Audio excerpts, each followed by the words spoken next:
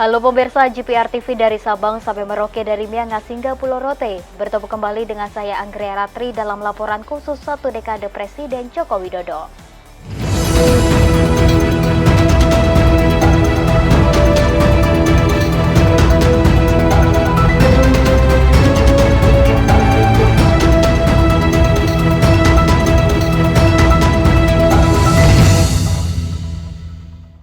Kita ke informasi yang pertama pemirsa, hari ini Presiden Joko Widodo meresmikan 7 pos lintas batas negara terpadu. Pembangunan 7 PLBN terpadu tersebut menghabiskan anggaran senilai 1,3 triliun rupiah.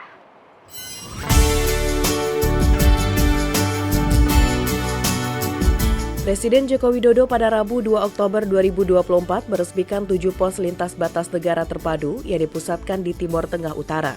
7 PLBN tersebut yakni PLBN Terpadu Napan, Serasan, Jagoi Babang, Senyamuk, Labang, Long Nawang, dan Yetetkun. Pembangunan 7 PLBN tersebut menghabiskan anggaran senilai 1,3 triliun rupiah. PLBN Terpadu Napan di Timur Tengah Utara di Nusa Tenggara Timur dibangun dengan menelan biaya 128 miliar rupiah. PLBN Sarasan di Natuna Provinsi Kepulauan Riau memakan biaya 145 miliar rupiah.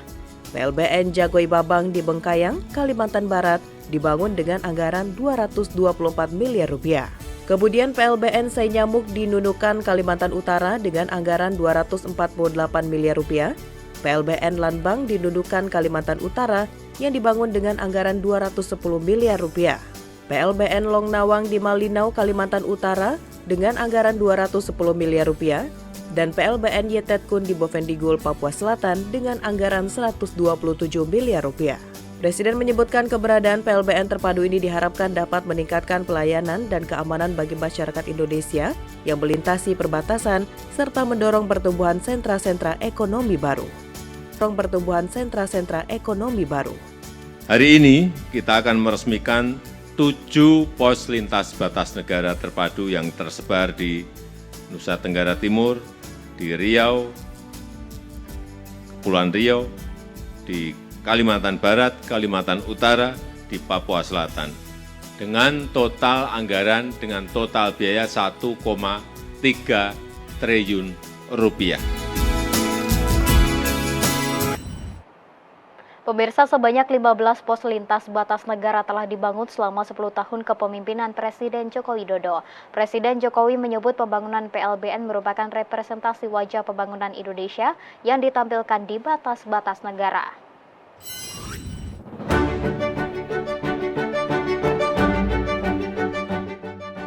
Selama 10 tahun terakhir kepemimpinan Presiden Joko Widodo telah membangun 15 pos lintas batas negara. 7 PLBN dibangun pada periode 2015-2019 dengan anggaran 943 miliar rupiah. 7 PLBN tersebut adalah PLBN Entikong, Badau, dan Aruk di Provinsi Kalimantan Barat, PLBN Motain, Motamasin, dan Wini di Provinsi Nusa Tenggara Timur, dan PLBN Sekau di Provinsi Papua. Selanjutnya dalam periode kedua pada tahun 2021, Presiden Jokowi mengawali peresmian renovasi PLBN Sota di Kabupaten Merauke dengan menghabiskan anggaran 100,3 miliar rupiah. Dan untuk tahun 2024 ini, Presiden Jokowi kembali meresmikan 7 PLBN baru, yakni PLBN Napan di Kabupaten Timur Tengah Utara, Nusa Tenggara Timur, PLBN Sarasan di Kabupaten Natuna, Kepulauan Riau, PLBN Jagoi Babang di Kabupaten Bengkayang, Kalimantan Barat, PLBN Senyamuk di Pulau Sebatik, Kalimantan Utara, PLBN Labang di Kabupaten Nunukan, Kaltara, PLBN Long Nawang, Kabupaten Malinau, Kalimantan Utara, dan PLBN Yetetkun di Distrik Ninati, Kabupaten Bovendigul, Papua Selatan. Presiden menyebut pembangunan PLBN ini akan mempresentasikan wajah negara Indonesia dan kemajuan tanah air. Selain itu, pembangunan PLBN juga menjadi upaya pemerintah untuk pemerataan pembangunan hingga ke perbatasan. Usaha kita untuk pemerataan pembangunan hingga sampai di perbatasan juga berfungsi sebagai buffer zone pertahanan negara kita Indonesia. Dan yang terakhir juga untuk mengembangkan titik-titik ekonomi baru yang ada di perbatasan. Dari 2015 sampai 2024 telah kita bangun 15 pos lintas batas negara. 7 PLBN dibangun di 2015-2019 dan 8 PLBN dibangun 2020 sampai 2024. Pemirsa, satu dekade di bawah kepemimpinan Presiden Joko Widodo, anggaran pendapatan dan belanja negara memiliki peranan penting dalam memperkuat konektivitas nasional. Dari segi pembangunan fisik, APBN telah berkontribusi pada penciptaan 1.938 km jalan tol dan 4.574 km jalan non-tol sejak tahun 2013 hingga 2023.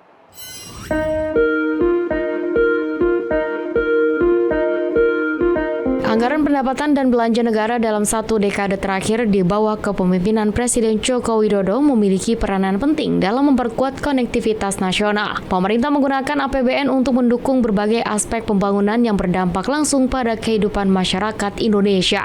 Direktur Jenderal Anggaran Kementerian Keuangan Isa Rahmat Tarwata dalam acara Budget Goes to Campus peran APBN dalam capaian pembangunan 10 tahun terakhir di Surabaya menjelaskan, dari segi pembangunan fisik APBN telah berkontribusi pada penciptaan 1.938 km jalan tol dan 4.574 km jalan non-tol sejak tahun 2013 hingga 2023. Selain pembangunan konektivitas tidak terbatas pada infrastruktur darat, pemerintah juga tengah mengoptimalkan pembangunan konektivitas laut dan udara, sehingga masyarakat dapat merasakan dampak positif dari adanya pembangunan selama 10 tahun terakhir untuk memperlancar mobilitas hingga membuka peluang untuk sentra-sentra ekonomi baru di seluruh wilayah Indonesia. Kita akan mencoba untuk menghubungkan dari ujung barat lautnya Pulau Sumatera di Aceh sana sampai nanti ke ujung timur di Pulau Jawa ini.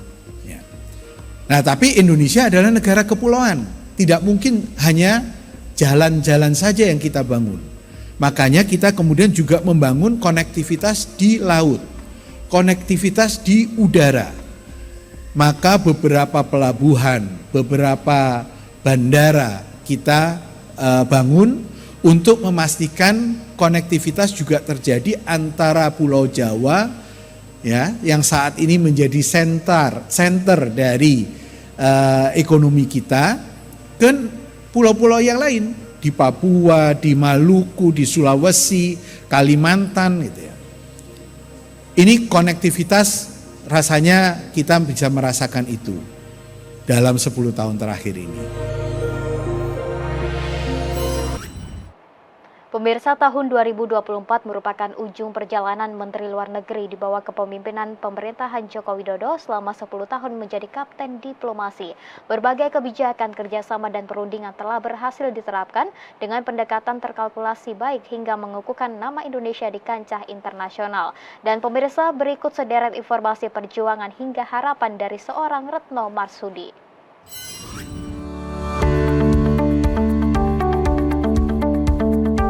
Selama 10 tahun terakhir, diplomasi internasional Indonesia di bawah kepemimpinan Presiden Joko Widodo telah menunjukkan berbagai pencapaian signifikan yang memperkuat posisi Indonesia di kawasan dan panggung global. Dengan fokus pada prinsip politik luar negeri bebas aktif, diplomasi yang dijalankan berorientasi pada aksi nyata serta hasil yang terukur. Menteri Luar Negeri Retno Marsudi menjelaskan bahwa kebijakan luar negeri Indonesia berhasil diterapkan dengan pendekatan yang terkalkulasi baik, menghadapi berbagai tantangan geopolitik dan ekonomi global dengan bijaksana. Retno menggarisbawahi bahwa diplomasi ekonomi Indonesia telah berhasil memperluas akses pasar dan menarik investasi asing langsung. Diplomasi ini berdampak nyata dengan investasi asing langsung meningkat hampir 24% dari lebih dari 355 miliar US dollar pada 2014 menjadi lebih dari 439 miliar US dollar per November 2023 dengan surplus lebih dari 33 miliar US dollar. Selain itu, di tengah tantangan global seperti perang dagang, proteksi dan krisis geopolitik, Indonesia berhasil menandatangani 27 perjanjian perdagangan internasional serta membuka akses pasar baru di Amerika Latin, Afrika, dan Karibia. Ke depan saya berharap tentunya jagalah trust itu, dan saya yakin pemerintah ke depan akan dapat menjaga trust dan akan terus menjadi jembatan dari semua perbedaan yang terjadi di dunia. Di kancah diplomasi multilateral, Indonesia terus konsisten mendukung hak-hak Palestina di forum-forum internasional. Pada tahun 2022, Indonesia mendapat pengakuan dunia dengan menjadi tuan rumah presidensi G20. Di kawasan Asia Tenggara, Indonesia juga memegang peranan penting terutama selama keketuaan ASEAN 2023. Salah satu inisiatif utama yang didorong Indonesia adalah ASEAN Indo-Pacific Forum yang berhasil menghasilkan 93 proyek kerjasama senilai 38,2 miliar US dollar. Selama satu dekade pemerintahan Presiden Joko Widodo, diplomasi Indonesia tidak hanya bertumpu pada kepentingan nasional, tetapi juga membawa dampak positif bagi perdamaian, stabilitas, dan kemakmuran global. Menlu berharap di akhir kepemimpinannya, pemerintah selanjutnya dapat menjaga kepercayaan dan menjadi jembatan di atas perbedaan geopolitik dan ekonomi global. Pemirsa, sejumlah informasi akan kami hadirkan usai jeda pariwara berikut ini, tetaplah bersama kami.